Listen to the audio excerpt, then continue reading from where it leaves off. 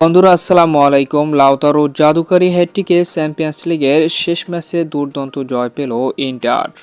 বড় জয় পেয়েছে Atletico Madrid এবং অসাধারণ জয় পেয়েছে অ্যাস্টন ভিলা। বিস্তারিত জানুন পুরো ভিডিওতে।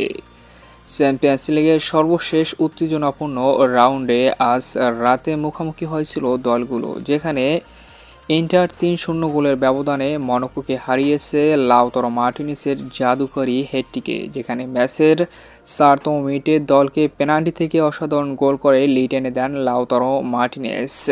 এরপর ১৬তম মিনিটে লাউতারো আরও এক অসাধারণ গোলে এগিয়ে যায় ইন্টার এবং পুরো ম্যাচ জুড়ে আধিপত্য দেখিয়ে দ্বিতীয় অর্ধের ৬৭তম মিনিটে জাদুকরী আরও এক অসাধারণ গোল করে হ্যাটট্রিক পূরণ করে লাউতারো মার্টিনেস। পরিশেষে ৩-০ গোলের ব্যবধানে অসাধারণ এক জয়ে নিশ্চিত করে লাউতারো মার্টিনেস। তবে এই জয়ে সুপার ৮ থেকেই রাউন্ড অফ 16 নিশ্চিত করল লাউতারোর ইন্টার।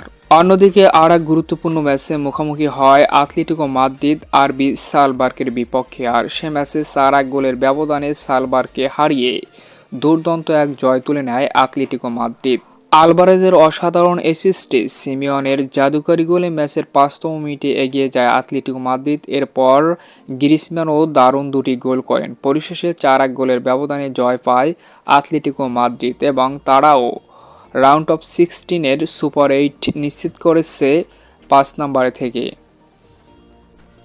চ্যাম্পিয়ন্স লিগের আর এক গুরুত্বপূর্ণ ম্যাচে মুখোমুখি হয় অ্যাস্টন ভিলা ভার্সেস সেল্টিক, যেখানে রোজেসের জাদুকরী হ্যাটট্রিকে ৪-২ গোলের ব্যবধানে সেল্টিককে হারায় অ্যাস্টন ভিলা। ম্যাচে এমিলিয়ানো মার্টিনেসও দারুণ পারফরমেন্স করেছেন।